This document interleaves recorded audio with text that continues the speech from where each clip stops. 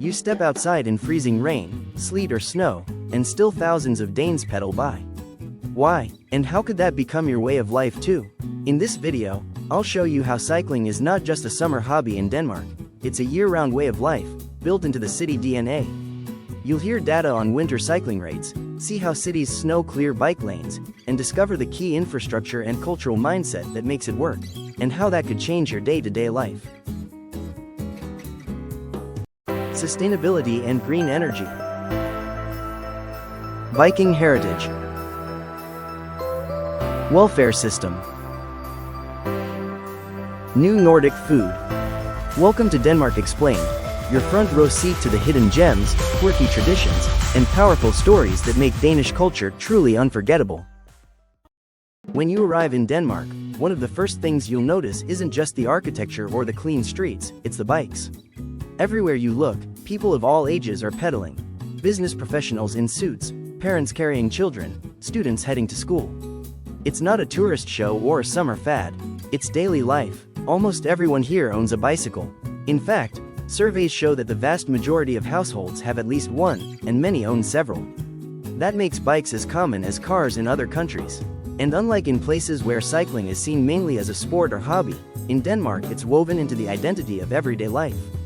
So why has the bicycle become such a cultural cornerstone? One reason is practicality. Cities are compact and distances are short, so riding a bike often saves time compared to driving or taking public transport. In many neighborhoods, the bike is the fastest, easiest, and cheapest option. But there's more to it than convenience. Cycling has become part of the national story, representing freedom, health, and fairness. Riding a bike isn't just about getting from A to B. It's about living in a way that feels accessible to everyone, regardless of income. Now here's something worth noticing. In Copenhagen alone, nearly half of all trips to work or study are done by bike. That's not an exaggeration, it's a daily reality. And it's only growing. The city even set a goal to have half of all commutes by bike by 2025, and they're close to reaching it.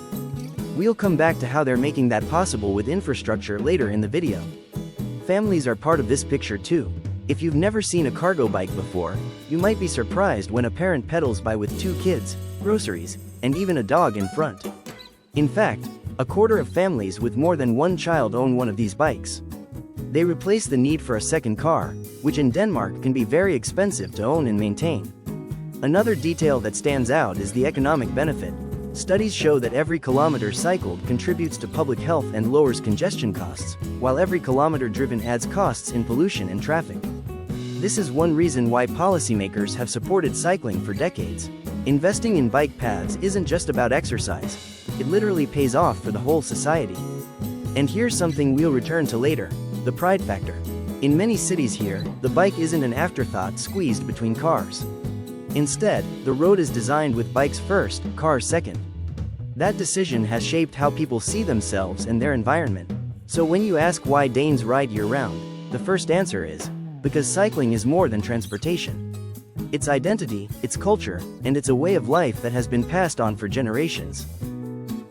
You might assume that when snow falls or ice forms, Danes lock up their bikes until spring, but in fact, many don't. Let me show you how winter really looks for cyclists. When winter arrives, many visitors assume the streets will empty of bicycles. Snow, sleet, and icy winds seem like obvious reasons to stay inside. Yet in cities here, that simply isn't the case. Even in the coldest months, the majority of people keep riding. In fact, while winter trips drop about 40% across the country, urban commuters, especially in the capital region, continue to cycle at rates as high as 80%. It might seem surprising, but Danes approach winter cycling with careful preparation rather than avoidance. Most have winter or studded tires on their bikes, rain gear, gloves, and layers designed to keep them warm and dry. They see cold, rain, or even snow not as barriers but as challenges to overcome. And those who continue cycling benefit from a surprising bonus: better mental focus and a chance to enjoy fresh air, even when the weather looks grim. Cities make it possible too. Bike lanes are a priority for snow clearing, often more so than secondary roads. This ensures that even after a snowfall, paths remain safe and accessible. Municipalities set aside special budgets to maintain these lanes through the season, making winter commuting feasible for the majority. And it's not just about clearing snow. The streets are treated to prevent ice buildup, which is the real safety concern for cyclists. Later in the video, we'll see exactly how this infrastructure investment translates to higher winter ridership. Distance also matters. Average daily cycling per person remains steady year-round at about 1.45 kilometers across all trips, showing that even short rides are preserved during cold months. Interestingly, rural areas experience a steeper decline in winter cycling than cities, highlighting how safety, accessibility, and infrastructure density directly influence behavior. Another factor is mindset. Unlike in countries where bad weather is an excuse to drive, people here often embrace it as part of daily life. Some commuters even enjoy the rhythm of riding in light snow or the crisp morning air. Consistency also helps. Those who keep cycling through winter maintain confidence, fitness, and habits that make spring riding feel effortless. And here's a detail worth noting. Parents, students, and professionals all keep riding, showing that winter cycling isn't limited to enthusiasts.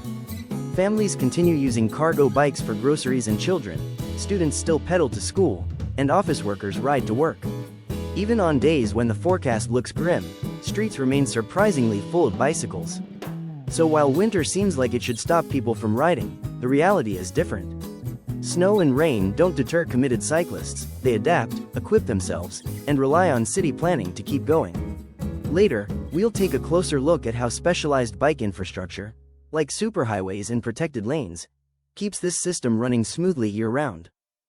Many Danes continue cycling year-round, even in cold, rainy, or snowy weather, enjoying freedom, saving money, and staying healthy. They rely on safe infrastructure, consistent habits, and cultural norms that make biking part of daily life. If you lived here, would you rather A. Invest in proper gear and ride consistently, enjoying the health and freedom benefits, or B. Pay more for car ownership and convenience instead of cycling?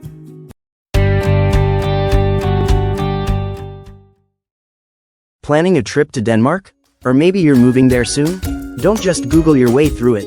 Let DenmarkExplained.com be your shortcut to a smoother, smarter, and way more fun experience. At DenmarkExplained.com/products, you'll find itineraries, ready-made plans that turn confusion into unforgettable days. eBooks, packed with local insights, cultural tips, and everyday know-how. No boring history lessons, just stuff that actually helps. Expat guides, moving to Denmark? Get the info you wish someone told you before you landed. Everything's digital, everything's simple, and everything's designed to make Denmark feel less confusing, and way more cozy. So skip the stress, and get the guides that explain Denmark, clearly, cleverly, and in plain English. Check it out now at DenmarkExplained.com/products. Your trip, our tips. Let's make it amazing.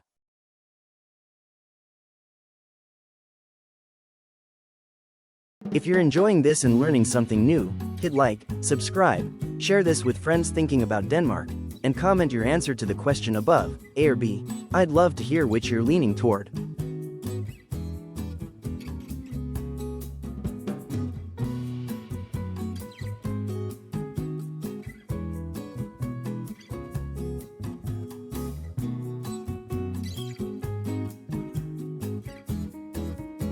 If Danes are going out on their bikes even in snow, it's because their cities are built to make it possible. Let's dive into the infrastructure that underpins this. If winter didn't stop cyclists, infrastructure certainly makes it possible for them to keep going. The streets and paths are not random, they're carefully designed to support year-round riding. In the main cities, there are nearly 400 kilometers of dedicated bike lanes, separated from car traffic, giving riders safety and confidence even during rush hour. Later in the video, we'll see how these lanes connect to longer commuter routes that feel almost like highways for bikes. One of the most impressive developments is the network of long-distance cycling routes. These superhighways span over 300 kilometers across multiple neighborhoods and suburbs, allowing people to commute efficiently without worrying about stop-and-go traffic. It's remarkable how planning can make commuting feel fast, smooth, and predictable. Studies show that cities with this kind of infrastructure see a 60% increase in bike trips and nearly 90% more kilometers traveled compared to cities without it. That's a huge impact on daily life and city flow. Traffic signals are another clever piece of the puzzle.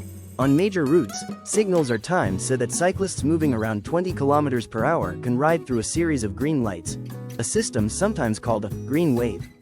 Intersections often give cyclists a short head start or separate phases from car traffic. making riding safer and reducing stops. These small adjustments may seem minor, but they add up to a smoother, more efficient ride every day. Maintenance also plays a critical role. Bike lanes are regularly cleared of snow and treated for ice in winter months, and potholes or cracks are fixed promptly. Without this, ridership would likely plummet in adverse weather. And it's not just about winter. Smooth, continuous lanes encourage people to ride year-round, in all seasons. Connectivity is key. Research shows that the denser and more continuous the network, the more people are willing to commute by bike. Gaps in the system, even small ones, can discourage riders. That's why planners focus on creating low-stress routes that link residential areas to workplaces, schools, and shopping districts.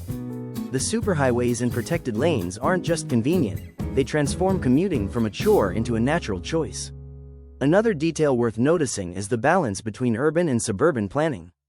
Cities have dense, interconnected networks, while more rural areas often see drops in ridership because paths are less continuous. This tells us how crucial network design is. A well-connected route encourages consistency and habit. Later, we'll explore how mindset and incentives drive people to ride even further, beyond what infrastructure alone can achieve. So, while cycling may seem challenging in cold or wet conditions, thoughtful planning and well-maintained infrastructure make it not only possible but often faster and more convenient than other transport options.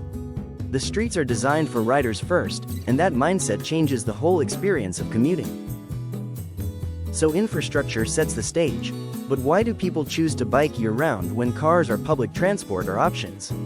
That's the final piece. By now, you've seen how infrastructure and winter preparation make cycling possible.